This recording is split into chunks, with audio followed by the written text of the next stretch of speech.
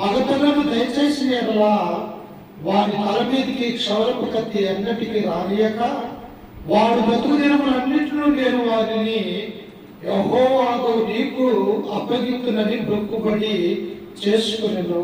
ఇక్కడ గమనించితే ప్రియమైనటువంటి దేవుని బిడ్డలారా, హన్నా ఈ యొక్క హన్నా బైబిల్లో ఉన్నటువంటి ప్రాముఖ్యమైనటువంటి స్త్రీలలో ఈ హన్నాను మనం చూస్తూ ఉన్నాం. ఈ హన్నాకి ఎవరు లేరంట?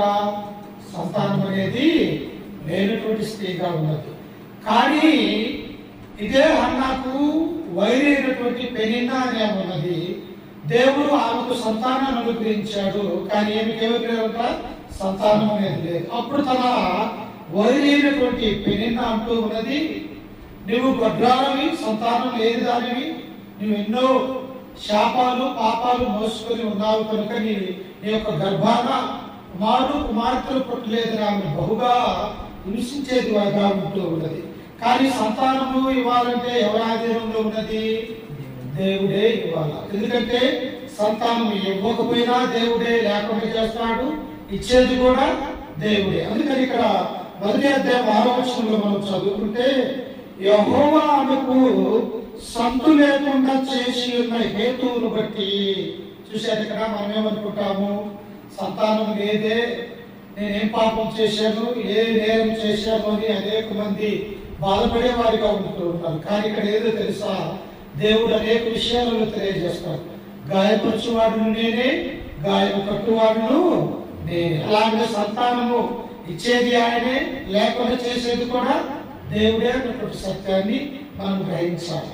అందుకే ఇక్కడ హన్నా నాకు ఒక మగపిల్లవాడిని దయచేసి ఎడలా వాడి తల మీదకి ఎన్నడూ కూడా క్షౌరపు కత్తిని తీసుకునేదాక యెహోవాకు నీకు ఆయన్ని అప్పగించి మొక్కుబడి చేసుకున్నట్టుగా మనం చూస్తూ ఉంటాం.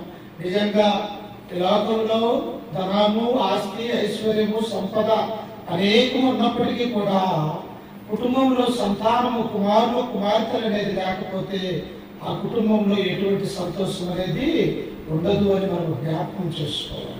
ఒకవేళ ఆస్తి, ఐశ్వర్యం, సంపద ఉన్నదు, కుటుంబంలో కుమారులు కుమార్తెలు ఉన్నప్పుడు ఈ అన్నీ కూడా ఏ జ్ఞాపకం రాదు. దేవుడు నా కుమారులు కుమార్తెలు అనుగ్రహించాడు, నాకు ఇదే ఆస్తి అని చెప్పేసి అనేక మంది కూడా అనుకునేవారిగా ఉంటూ ఉన్నారు.